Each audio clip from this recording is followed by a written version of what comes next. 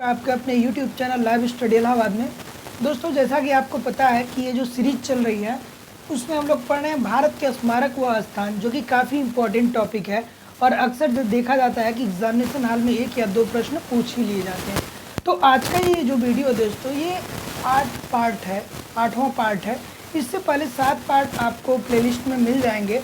तो अगर जो पहली बार आप मेरे वीडियो को देख रहे हैं तो प्लीज़ प्लेलिस्ट में विजिट करिए और एक के बाद एक क्रम से आप लोग वीडियो को देखेंगे दोस्तों, तो आपको काफ़ी बेनिफिट मिलेगा। और दोस्तों, उन सभी तथ्यों को मैं यहाँ पे बताने वाला हूँ जो भी तथ्य एग्जामिनेशन हाल में पूछे जाते हैं। एक भी तथ्य ऐसा नहीं होगा जो मैं छोड़ दूंगा। और इस टॉपिक से 1 या 2 प्रश्न अक्सर एग्जामिनेशन हाल में देखने को मिलते हैं दोस्तों। तो आप लोग अगर जो ये अप्रॉक्सीमेटली 5 घंटे की क्लास होगी दोस्तों, 3 पार्ट में आएगा, तो अगर जो आप 5 घंटे इस क्लास पे दे दोगे दोस्तों, तो मेरी गारंटी है कि हर एग्जामिनेशन में 1 या 2 प्रश्न आपका कंफर्म हो जाएगा। तो दोस्तों, प्लीज़ चैनल को सब्सक्राइब कर लीजिए, वीडियो को लाइक कर दीजिए, कमेंट कर दीजिए, बेल आइकन को दबा दीजिए, ताकि जब भी मैं नेक्स्ट वीडियो अपलोड करूँ आपको नोटिफिकेशन मिल पाए। चलिए, आज हम बात करेंगे अगले पॉइंट की। और भारत के स्मारक व स्थान हम लोग पढ़ रहे हैं और उसमें जो अगला है वो है हावड़ा ब्रिज। हावड़ा ब्रिज बहुत इंपॉर्टेंट है, हावड़ा ब्रिज।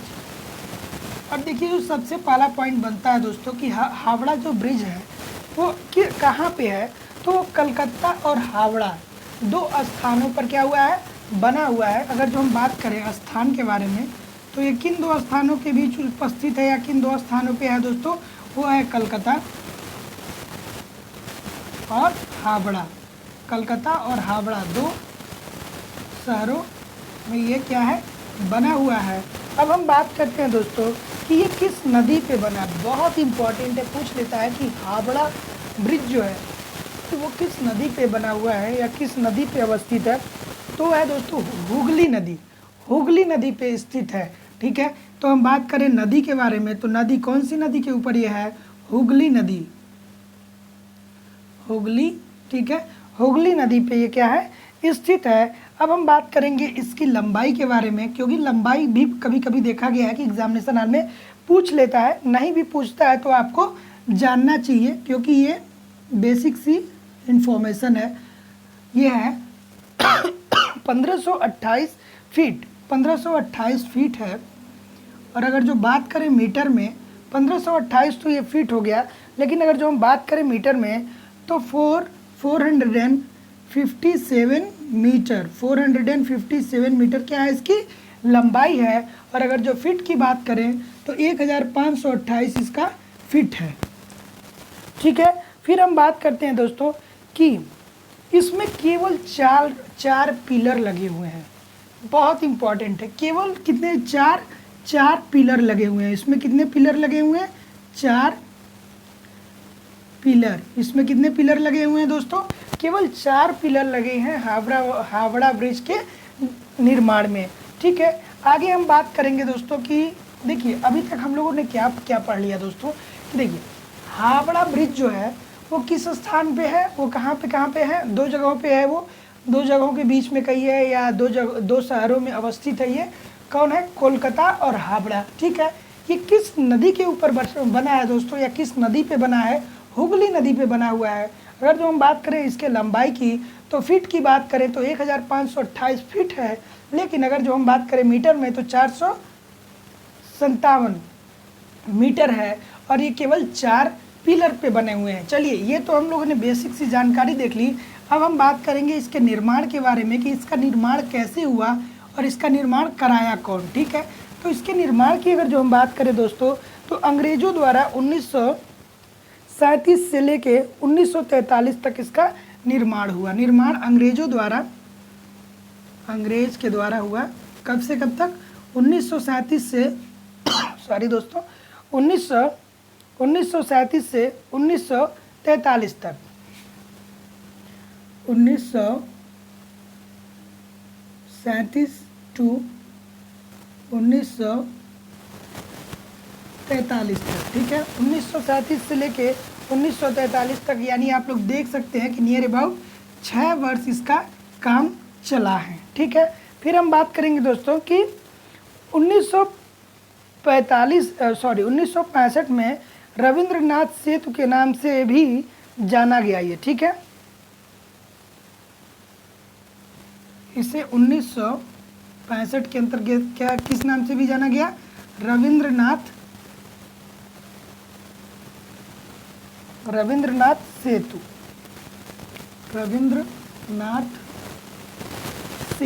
रविंद्रनाथ सेतु के नाम से इसे भी जाना गया। और ये रविंद्रनाथ टैगोर के ही से संबंधित है। रविंद्रनाथ सेतु रविंद्रनाथ टैगोर, आपको पता होगा रविंद्रनाथ टैगोर के बारे में, काफ़ी फेमस पर्सनालिटी हैं, ठीक है। देखिए दोस्तों, जो हावड़ा ब्रिज है, हम बात करें कि किस स्थान पे है, तो ये कोलकाता और हावड़ा नामक दो शहरों पे ये क्या है, ये इसका निर्माण हुआ है। बात करें कि किस नदी पे है, तो हुगली नदी के ऊपर ये ब्रिज बना हुआ है। इसकी लंबाई 1528 फीट या 457 मीटर है। ये 4 पिलर पे बना हुआ है। इसका निर्माण अंग्रेजों ने करवाया था। कब से कब करवाया था दोस्तों? 1937 से लेके 1943 तक, और 1965 में इसे क्या कहा गया? रविन्द्रनाथ सेतु के नाम से भी जाना गया। और ये रविन्द्रनाथ क्यों जाना गया? क्योंकि रविन्द्रनाथ टैगोर से ये बना है, ठीक है दोस्तों। चलिए आगे हम बात करेंगे शहीद मीनार के बारे में, जो काफ़ी इम्पोर्टेंट है। हावड़ा ब्रिज आप लोगों ने पढ़ लिया। दोस्तों एक कमेंट अवश्य करें ताकि मुझे मोटिवेशन मिले और आप लोगों को कितना समझ में आ रहा है ये मैं समझ पाऊँ। चलिए अब हम बात करेंगे दोस्तों शहीद मीनार के बारे में हम लोग बात करेंगे दोस्तों। शहीद मीनार भी काफ़ी इम्पोर्टेंट है और अक्सर देखा जाता है कि एक प्रश्न पूछ दिया जाए। स्थान की बात करें दोस्तों तो पश्चिम बंगाल में है। पश्चिम बंगाल शहीद मीनार कहाँ पे है दोस्तों? पश्चिम बंगाल में है। काफ़ी इम्पोर्टेंट है, आप लोग याद रखिएगा। इसकी लंबाई जो है दोस्तों वो है, लंबाई की अगर जो बात करें तो 58 मीटर है। 58 मीटर क्या है? इसकी लंबाई है। इसका जो निर्माण हुआ था वो 1848 में हुआ था। निर्माण जो हुआ था वो कब हुआ था? 848 ईस्वी में क्या हुआ था? इसका निर्माण हुआ था। और इसका पहली बार निर्माण किसने करवाया था?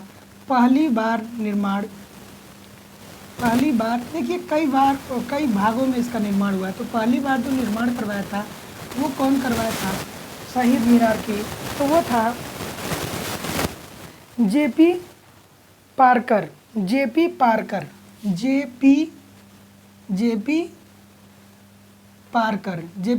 ने क्या करवाया था? शहीद मीनार का पहली बार निर्माण करवाया था। और 1969 में इसे शहीद मीनार का नाम रखा गया। तो शहीद मीनार का नाम कब रखा गया? 1969 शहीद मीनार में इसका नाम रखा गया। नामकरण कब किया गया? नामकरण 1969 में शहीद मीनार का क्या किया गया? नामकरण किया गया था। पहले ये क्या था? पहले एक वैसे स्मारक टाइप की स्मारक ही था, लेकिन शहीद मीनार असल में इसको कब कहा गया? 1969 में कहा गया, ठीक है। चलिए दोस्तों आगे मूव करते हैं अब अपने अगले स्मारक की तरफ।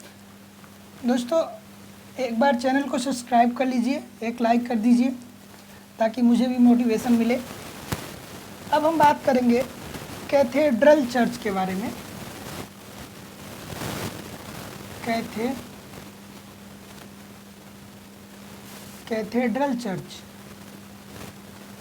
कैथेड्रल चर्च के बारे में हम लोग बात करेंगे दोस्तों, जो काफ़ी इम्पोर्टेंट है।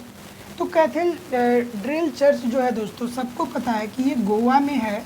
और इसको किसने बनवाया था? पुर्तगालियों ने इसको बनवाया था। पुर्तगालियों ने क्या किया था दोस्तों? पुर्तगालियों ने इसको क्या किया था? बनवाया था। आपको सबको पता होना चाहिए ये बात। और ये किस शैली में बना है? तो जाहिर सी बात है कि पुर्तगालियों ने बनवाया होगा, तो ये पुर्तगाली शैली में ही होगा, पुर्तगाली शैली में ही है दोस्तों। किस शैली में है? पुर्तगाली शैली में है, क्योंकि ये पुर्तगालियों के द्वारा ही बनवाया गया। ये एशिया का सबसे बड़ा क्या है? चर्च है। एशिया का क्या है? सबसे बड़ा चर्च। एशिया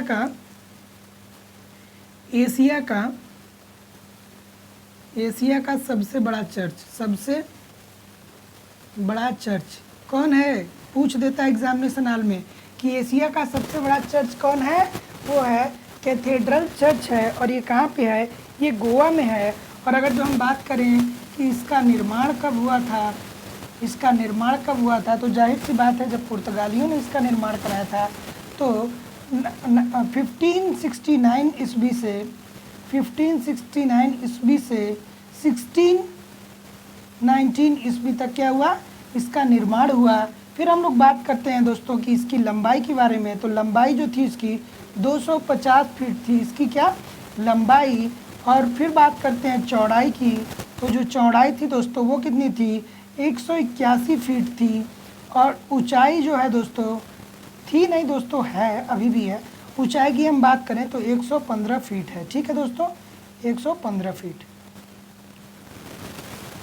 ठीक है दोस्तों, देखिए कैथेड्रल चर्च जो है वो एशिया का सबसे बड़ा क्या है? एशिया का सबसे बड़ा चर्च है। और ये किसके द्वारा बनवाया गया था? ये पुर्तगालियों के द्वारा बनवाया गया था। और ये कहाँ पे स्थित है? ये स्थित है गोवा में। और ये किस शैली में बना हुआ है? पुर्तगाली शैली में बना हुआ है। और इसका निर्माण कब हुआ था? 1569 ईस्वी से लेके 1619 ईस्वी तक इसका निर्माण हुआ था। तो आप लोग सोच सकते हैं कि कितना टाइम लगा इसका निर्माण होने पे। इसकी लंबाई की बात करें तो 250 फीट लंबा है। चौड़ाई की बात करें तो 181 फीट है, चौड़ा है। ऊंचाई की बात करें तो 115 फीट क्या है? ये ऊंचा है। देखिए चीज़ों को समझिए। कैथेड्रल चर्च के बारे में हम लोग पढ़ रहे हैं। तो जो कैथेड्रल चर्च है वो कहाँ पे है? वो गोवा में है, जो एशिया का सबसे बड़ा चर्च है। जो किसके द्वारा बनवाया गया था? पुर्तगालियों के द्वारा बनवाया गया था। और इसकी शैली कौन सी है? इसकी शैली है दोस्तों पुर्तगाली शैली। और इसका निर्माण किस ईस्वी में माना जाता है? तो इसका निर्माण माना जाता है 1569 से लेके 1619 ईस्वी तक। ठीक है, उसके बाद हम लोगों ने देखा कि लंबाई जो है 250 फीट है, चौड़ाई जो है 181 फीट है, और ऊंचाई कितनी है? 115 फीट है। ठीक है, तो चलिए हम लोग आगे बढ़ते हैं। झूलती मीनार के बारे में हम अगला पॉइंट पढ़ने वाले हैं दोस्तों। झूलती मीनार हम लोग पढ़ने वाले हैं दोस्तों। प्लीज़ आप लोग नोट्स बनाते रहिएगा और मुझे कमेंट भी करके बताइएगा ज़रूर। झूलती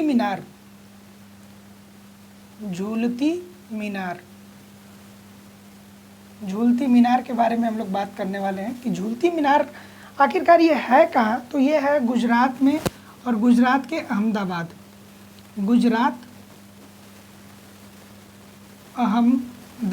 झूलती मीनार अगर जो आपसे पूछ ले कि झूलती मीनार कहाँ पे है, तो ये गुजरात के अहमदाबाद में क्या है दोस्तों? झूलती मीनार है।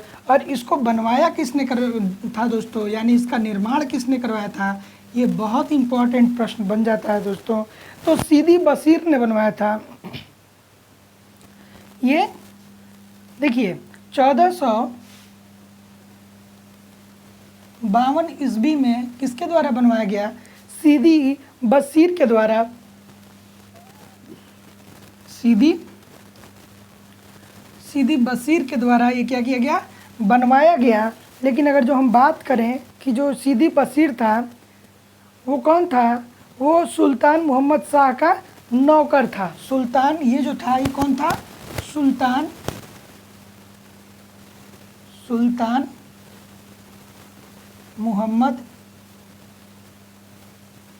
मोहम्मद का क्या था ये दोस्तों? सुल्तान मोहम्मद शाह का नौकर था। सुल्तान मोहम्मद शाह का क्या था? ये नौकर था। ठीक है, तो देखिए झूलती मीनार जो गुजरात अहमदाबाद में है, इसका निर्माण 1452 ईस्वी में सीदी बशीर ने करवाया था, जो किसका नौकर था? सुल्तान मोहम्मद शाह का नौकर था। और ये किस शैली में बना है दोस्तों? तो जाहिर सी बात है मुगल शैली में बना है, क्योंकि ये मुगलों से संबंधित है। तो मुगल शैली में, अगर जो इसकी बात करें शैली के बारे में, तो ये किस शैली में बना हुआ है? मुगल शैली में बना हुआ है। झूलती हुई मीनार कहाँ है, प्रश्न पूछता है। तो झूलती हुई मीनार जो है दोस्तों, वो है गुजरात के अहमदाबाद में, और इसका निर्माण हुआ था 1452 ईस्वी में सीदी बशीर के द्वारा। और जो सीदी बशीर था वो किसका नौकर था? सुल्तान मोहम्मद शाह का नौकर था। और हम अगर जो बात करें कि ये किस शैली में बना हुआ है, तो ये मुगल शैली में बना हुआ है। चलिए आगे हम लोग बात करेंगे दोस्तों, हाथी सिंह जैन मंदिर। बहुत इंपॉर्टेंट है दोस्तों, बहुत इंपॉर्टेंट टॉपिक है ये, बहुत इंपॉर्टेंट। हाथी सिंह, देखिए दोस्तों अटपटा लगता है, लेकिन ये प्रश्न आते हैं इसलिए मैं पढ़ा रहा हूँ, ठीक है। तो आपको क्या करना पड़ेगा? आपको पढ़ना ही पड़ेगा, ना कि आप यहाँ से भाग सकते हो, ठीक है। हाथी सिंह जैन मंदिर है ये, जैन मंदिर, हाथी सिंह जैन मंदिर। दोस्तों इस चैनल पे आप लोग बने रहिए 6 महीने तक। आप यहाँ से जीके के वो धुरंधर बन के निकलोगे कि आपको किसी भी कॉम्पिटिटिव एग्जामिनेशन में ऐसा नहीं लगेगा कि हम कोई, अगर जो प्रश्न आता है तो आपको ऐसा नहीं लगेगा कि भाई ये तो प्रश्न हमने पढ़ा ही नहीं, चाहे ये टॉपिक तो हमने टच ही नहीं किया। तो सारे टॉपिक में दोस्तों यहाँ पे आपको पढ़ाने वाला हूँ, जो भी टॉपिक एग्जामिनेशन हाल में पूछे जाते हैं और एग्जामिनेशन के पॉइंट ऑफ व्यू से रिलीवेंट है। स्थान की अगर जो बात करें, स्थान की बात करें दोस्तों, तो ये भी कहाँ है? गुजरात में ही है, गुजरात के अहमदाबाद में ही है, गुजरात अहमदाबाद में ही है, गुजरात के अहमदाबाद में ही है हाथी सिंह जैन मंदिर, ठीक है। इसमें इसकी अगर जो बात करें तो ये दोस्तों देखिए 1848 में सफ़ेद पत्थरों से बना। निर्माण जो है दोस्तों, निर्माण कब हुआ? 1848 ईस्वी में सफ़ेद पत्थर, बहुत इम्पॉर्टेंट है, सफ़ेद पत्थर याद रखिएगा। प्रश्न पूछ सकता है कि हाथी सिंह जो मंदिर, जैन मंदिर है, ये किस पत्थर से बना हुआ है? लाल पत्थर से बना हुआ है, काले पत्थर से बना हुआ है, या सफ़ेद पत्थर से बना हुआ है? तो याद रखिएगा कि किस पत्थर से बना है? सफ़ेद पत्थर से बना है। आप लोग इसको ज़रूर याद रखिएगा। फिर हम आगे बात करते हैं कि इसका निर्माण, ठीक है। तो देखिए दोस्तों, तो एक हुए 15वें जैन तीर्थकर, ठीक है, 15वें जैन तीर्थकर, ठीक है, 15वें जैन तीर्थकर धर्मनाथ को समर्पित है ये, धर्मनाथ को समर्पित। याद रखिएगा कि ये किसको समर्पित है? धर्मनाथ को समर्पित है, ठीक है। और इसे किसने बनवाया था? हाथी सिंह ने ही बनवाया था। हाथी सिंह ने क्या किया था दोस्तों? इसको बनवाया था, बनवाया। याद रखिएगा, बहुत इंपॉर्टेंट है। किसने बनवाया था? हाथी सिंह ने ही इसको बनवाया था। तो चलिए दोस्तों एक बार रिवाइज करते हैं कि हाथी सिंह का जैन मंदिर जो है वो कहाँ पे है? वो है गुजरात के अहमदाबाद में। इसकी बात करें तो इसका जो निर्माण हुआ था 1848 ईस्वी में हुआ था। और किस प्रकार के पत्थर से हुआ था, किस रंग के पत्थर से हुआ था? तो सफ़ेद पत्थर से हुआ था। और जो 13वें जैन तीर्थकर थे, जिनका नाम क्या था दोस्तों? धर्मनाथ था, उन्हीं को समर्पित ये क्या है? जैन मंदिर है। और इसको किसने बनवाया था? हाथी सिंह ने इसको बनवाया था। आप लोग याद रखिएगा, ठीक है। चलिए इतना हो गया दोस्तों, अब हम लोग आगे मूव करेंगे और बहुत इंपॉर्टेंट टॉपिक पढ़ने वाले हैं, बहुत इंपॉर्टेंट। बीबी का मकबरा, बीबी का मकबरा अक्सर पूछता है दोस्तों प्रश्न कि कौन बनवाया था, कहाँ स्थित है। तो अगर जो हम बात करें दोस्तों स्थान, तो महाराष्ट्र के औरंगाबाद में है, ठीक है। बीबी का मकबरा कहाँ पे है दोस्तों? महाराष्ट्र के औरंगाबाद में, ठीक है। तो स्थान की बात करें तो महाराष्ट्र औरंगाबाद सबको पता होना चाहिए दोस्तों। औरंगाबाद पूछ देता है कि बीबी का मकबरा क्या है, कहाँ पे है। और ये औरंगाबाद आप लोग जरूर याद रखिएगा क्योंकि अक्सर एग्जामिनेशन हॉल में औरंगाबाद ही देता है, न कि महाराष्ट्र देता है। तो आपको दोनों याद रखना है, क्योंकि महाराष्ट्र भी कभी कभी पूछ ही लेता है, तो आपको दोनों याद रखना है। ये कब निर्माण हुआ था दोस्तों? 1600, इसका जो निर्माण हुआ था दोस्तों वो 1678 ईस्वी में किसके द्वारा करवाया गया था? औरंगजेब द्वारा। औरंगजेब के द्वारा इसको बनवाया गया था। और दोस्तों देखिए, इसी को कहा जाता है सेकेंड ताजमहल, क्योंकि ये ताजमहल के ही कैसे रूपरेखा के आधार पे बना हुआ है, कुछ उसी प्रकार का बना हुआ है। ठीक है, अब वास्तविक निर्माणकर्ता की अगर जो हम बात करें, वास्तविक निर्माणकर्ता,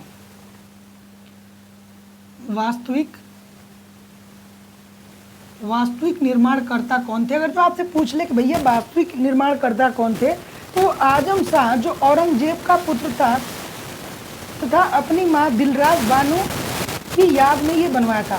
देखिए, आजम खां क्या था? आजम खां जो था वो औरंगजेब का क्या था? औरंगजेब का बेटा था। और उसकी माँ क्या कौन थी? दिलराज बेगम थी। और दिलराज बेगम की याद में वास्तविक निर्माणकर्ता की अगर जो बात करें तो आजम खां, और ये पुत्र किसका था? आजम खां, ये देखिए आजम खां जो था वो पुत्र था किसका?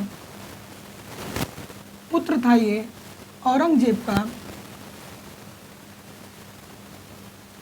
ठीक है, और औरंगजेब, और इसकी माता कौन थी दोस्तों? वो थी इसकी माता कौन थी? दिलराज बानो बेगम।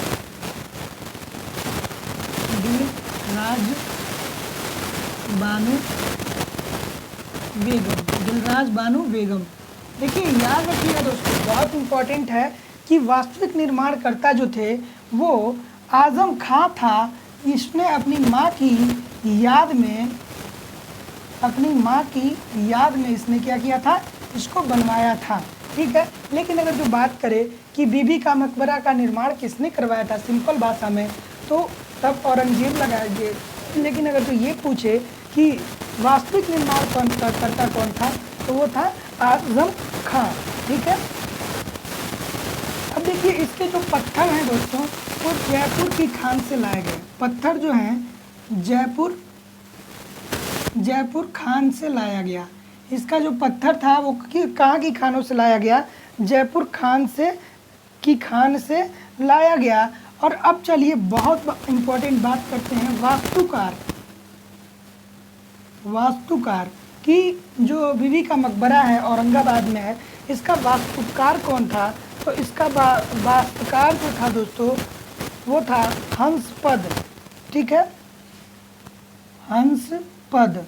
और ये जो हंसपद था दोस्तों वो किसका बेटा? हंसपद जो था ये किसका बेटा था? आपको बहुत अच्छे से इसको तैयार करना है कि हंसपद जो था वो बेटा था उस्ताद लाहौरी। और उस्ताद लाहौरी किसका वास्तुकार था? उस्ताद लाहौरी जो था दोस्तों वो ताजमहल का था। ठीक है, तो आपको ऐसा पता है कि जब ताजमहल बन गया तो शाहजहां ने क्या किया दोस्तों कि इन लोगों का हाथ कटवा दिया ताकि ये लोग इस प्रकार की बिल्डिंग इन फ्यूचर में न बनवा पाए। ठीक है, तो इसलिए हंसपद जो इसका बेटा था उस्ताद लाहौरी का, इसने क्या किया था? इसको बनवाया था।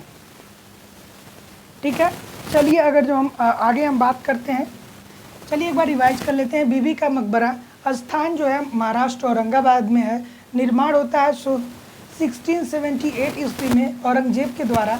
लेकिन अगर जो बात करें वास्तविक निर्माणकर्ता तो आजम खां। ठीक है, और जो आजम खां क्या था? किसका पुत्र था? औरंगजेब का पुत्र था। और इसकी माता जो थी दिलराज बानो बेगम थी। उसके बाद इसके जो पत्थर लाए गए वो जयपुर की खान से लाए गए। वास्तुकार की बात करें तो हंसपद था, जिसका बेटा कौन था? उस्ताद लाहौरी। वही उस्ताद लाहौरी जो ताजमहल का निर्माण करवाया था। चलिए आगे मूव करेंगे दोस्तों अगले पॉइंट की तरफ। दोस्तों मैं जल्दी इसलिए कर रहा हूँ कि चीज़ें बहुत हैं और हम चाहते हैं कि कम समय में आपको बेस्ट मटेरियल प्रोवाइड की जाए। अगला है basilica, basilica, basilica of, basilica of Bom Jesus, basilica of Bom Jesus, बहुत इंपॉर्टेंट है बोसिलिका ऑफ बॉम जीजस। तो देखिए बोसिलिका बॉम जीजस कहाँ पे है दोस्तों? ये है गोवा में है। स्थान कहाँ पे है दोस्तों? गोवा में है। बोसिलिका बॉम जीजस कहाँ पे है? गोवा में है। स्थान की बात करें तो ये गोवा में है, ठीक है। उसके बाद जीजस के बचपन के रूप दिखाया गया। इसमें क्या किया गया है? जो जीजस है दोस्तों, जीजस का जो बचपन का रूप है उसमें उसे दिखाया गया है। बचपन रूप, जीजस का जो बचपन रूप है उसको इसमें क्या किया गया है? दिखाया गया है। 1594 से लेकर 1605 में आर्च बिशप ने निर्माण करवाया था, ठीक है दोस्तों। अगर जो बात करें निर्माण की अगर जो बात करें दोस्तों, तो निर्माण देखिए 1594 ईस्वी से 1605, ठीक है। आर्च बिशप ने क्या किया? आर्च बिशप ने इसका निर्माण करवाया। फिर आगे हम बात करते हैं कि लेडी ऑफ होप की मूर्ति क्या है? यहीं बनी है, लेडी ऑफ होप, बहुत इंपॉर्टेंट है। लेडी ऑफ होप की मूर्ति यहीं पे बनी हुई है। आप लोग याद रखिएगा कि लेडी ऑफ होप की मूर्ति कहाँ पे है? तो यही है बोसिलिका ऑफ बॉम जीजस में ही है, ठीक है। सेंट माइकल की भी मूर्ति यहीं पे है। सेंट माइकल पूछ देता है कि सेंट माइकल की मूर्ति कहाँ पे है? तो यहीं पे है। सेंट माइकल की भी मूर्ति यहीं पे है। और ये विश्व धरोहर में शामिल है कि नहीं, आप लोग हमको कमेंट करके बताइएगा कि ये जो है विश्व धरोहर में शामिल है कि नहीं है। तो देखिए दोस्तों, हम लोग पढ़ रहे हैं बोसिलिका ऑफ बॉम जीजस, जो कहाँ पे है? गोवा में स्थित है। और ये इसमें जीजस के बचपन का रूप दिखाया गया है। इसका जो निर्माण है वो 1594 ईस्वी से लेकर 1605 ईस्वी में जॉर्ज बिशप ने करवाया था, ठीक है। और लेडी ऑफ होप की मूर्ति यहीं पे स्थित है। और सेंट माइकल की मूर्ति कहाँ है? यहीं पे स्थित है। तो आज की इस क्लास को हम लोग दोस्तों यहीं पे क्लोज करते हैं, क्योंकि मैं वीडियो की लेंथ को बड़ा नहीं करना चाहता हूँ, क्योंकि अगर जो वीडियो का लेंथ बड़ा होता है तो आप लोग को हो सकता है कि पढ़ाई में उलझन हो जाए। तो मेरा दोस्तों बस मोटिव ये है कि आपको अच्छे तरीके से वो सारे फैक्ट दिए जाएं जो भी फैक्ट एग्जामिनेशन हॉल में पूछे जाते हैं। तो दोस्तों मिलते हैं नेक्स्ट वीडियो में। तब तक के लिए चैनल को प्लीज़ सब्सक्राइब कर लीजिए, वीडियो को लाइक कर दीजिए, कमेंट कर दीजिए, बेल आइकन को दबा दीजिए और एक कमेंट अवश्य जरूर करिएगा दोस्तों, क्योंकि मुझे आपकी एक कमेंट से बहुत मोटिवेशन मिलेगा और मुझे मोटिवेशन मिलेगा तो और भी अच्छे वीडियो मैं प्रोवाइड करने का प्रयास करूँगा। ठीक है दोस्तों, पढ़ते रहिए, आगे बढ़ते रहिए। मिलते हैं नेक्स्ट वीडियो में। नमस्कार, धन्यवाद।